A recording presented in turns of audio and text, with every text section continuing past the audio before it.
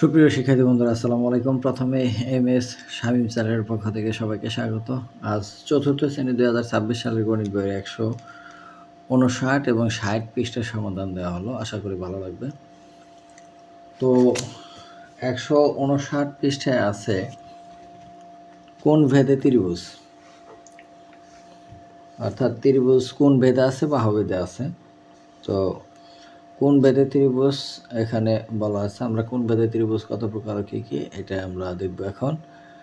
যে ত্রিভুজের কোণের ভিন্নতা অনুযায়ী ত্রিভুজ আরও কয়েক ধরনের হয়।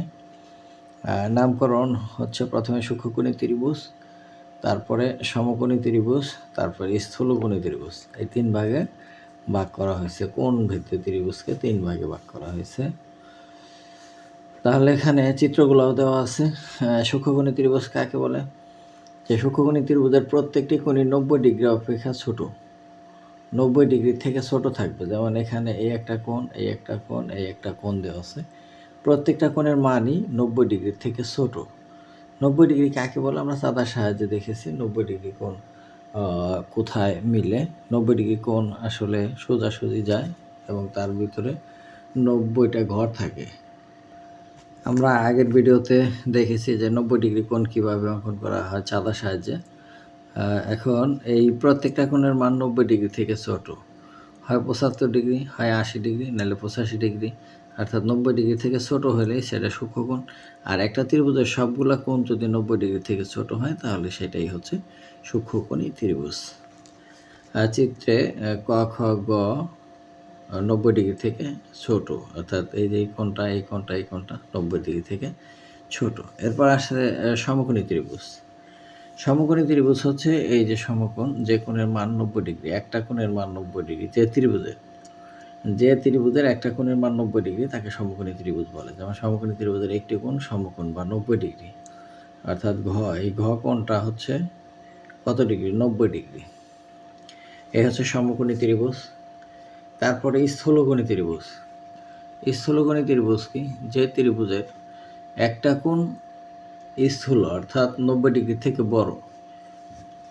যেমন এই ত্রিভুজটার মধ্যে এই যে কোণটা আছে, এই কোণটা কিন্তু 90 ডিগ্রি থেকে বড়। কারণ 90 ডিগ্রি হতো ওই সোজা আসলে, এইভাবে সোজা যদি আসতো তাহলে সেটা কি হইতো? 90 ডিগ্রি হইতো।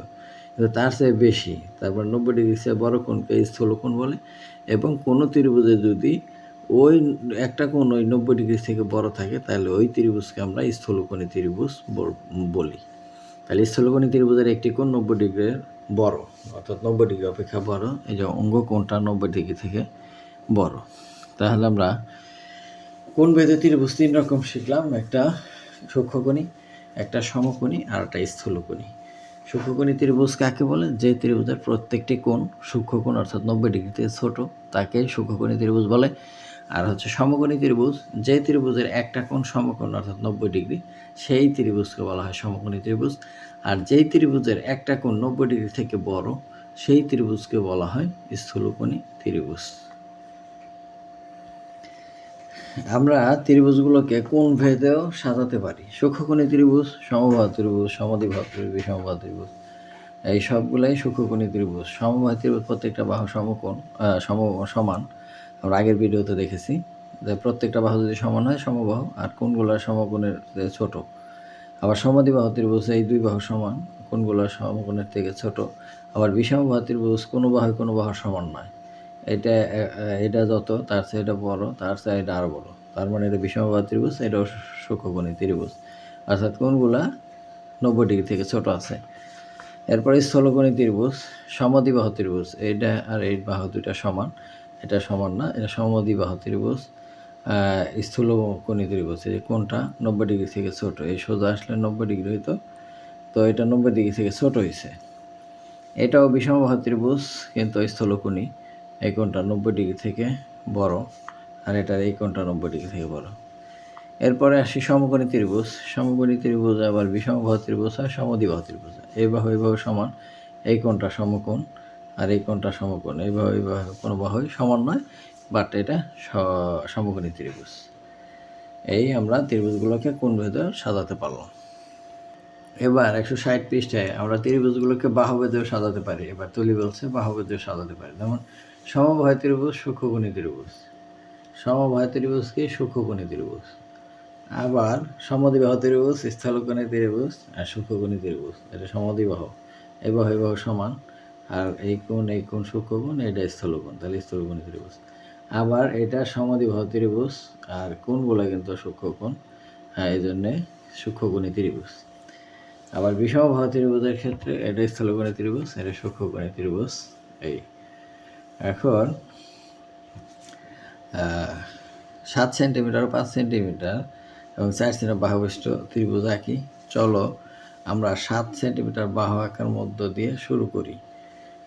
কিন্তু আমরা কিভাবে দ্বিতীয় তৃতীয় বাহু আঁকতে পারি, এই বাহু দুইটির মিলিত বিন্দু বের করার কোনো ভালো উপায় কি রয়েছে? এবার তুলি বলল যে আমরা 7 সেন্টিমিটার বাহুর এক প্রান্ত থেকে 5 সেন্টিমিটার, অন্য প্রান্ত থেকে 4 সেন্টিমিটার দৈর্ঘ্য অনেকগুলো বাহু একে পাশে আঁকতে পারি। তো এই অঙ্কনটা আমি পরের ভিডিওতে আবার তোমাদের দেখাবো। এই ভিডিওতে এই পর্যন্তই। তো দেখা হবে পরবর্তী পৃষ্ঠার ভিডিও নিয়ে। সে পর্যন্ত সবাই সুস্থ থাকো। ধন্যবাদ সবাইকে।